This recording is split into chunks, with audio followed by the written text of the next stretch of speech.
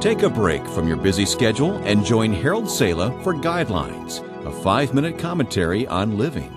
Making peace with God is the most important thing you will ever do in your life. It isn't necessarily something that you can put off until 5 minutes before your encounter with the Almighty. But the sad thing is that life gets so busy, so full of things, that we seldom think about the importance of making peace with God until it's too late. I'm thinking of the day I was called to the hospital to visit a man whose hours were numbered. I didn't know the man very well, but I knew he had been a successful rancher and cattleman. As I stood outside his hospital room as doctors fought a losing battle for the man's life, I talked with family members. "Now tell me about your dad," I inquired. The response was a series of stories and anecdotes. "Can you tell me something about his relationship with the Lord?" I asked. Things grew strangely quiet. "Now, Dad never had time for that sort of thing," one of them said.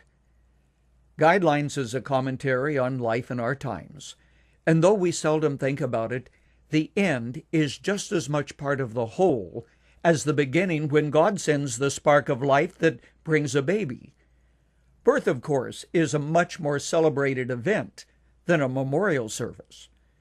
Though someone has lived a long and full life, and those of us who remain are glad that a loved one no longer suffers, and though we do inwardly rejoice that someone we loved is now in the presence of the Lord and will never face another night of suffering, we nonetheless do not dance and celebrate at a funeral like we do when we welcome the birth of a baby. Making peace with God is not much different from reestablishing a relationship, one which has been broken by misunderstanding and wrongdoing. Isaiah said, "We all like sheep have gone astray, each of us has turned to his own way, and the Lord has laid on him the iniquity of us all." Without a shepherd, sheep quickly wander and go astray. That's why the shepherd is so important. Left to their own, sheep are vulnerable to predators and to enemies of all kinds and descriptions. The Bible describes this wandering or going astray as a deliberate act of spiritual rebellion of the heart, a missing of the mark, using the analogy of an archer whose aim falls short of the target. The Bible describes it as sin. The middle letter I best characterizes what it's about: my will as opposed to God's will. Friend, making peace with God begins when you acknowledge that you've gone astray. Now, this shouldn't be too difficult for most of us. You know that deep down in your heart. The second thing that you must do is to recognize the voice of the shepherd and acclaim him as Lord and Savior.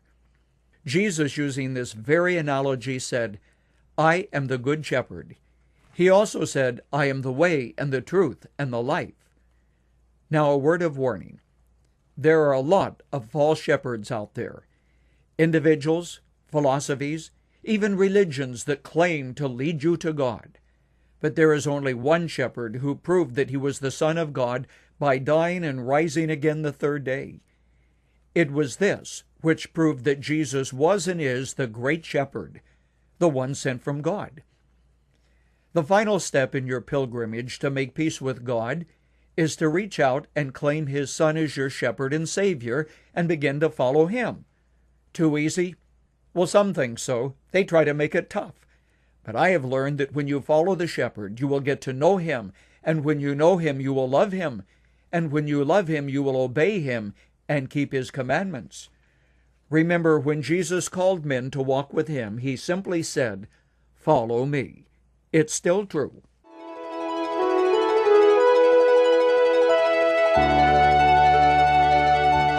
You've just heard Dr. Harold Sala with Guidelines, a 5-minute commentary on living. If you would like to listen to the program again, download a copy, subscribe to our e-commentary, or view other resources, visit guidelines.org. We would like to hear from you too. You can email us at info@guidelines.org.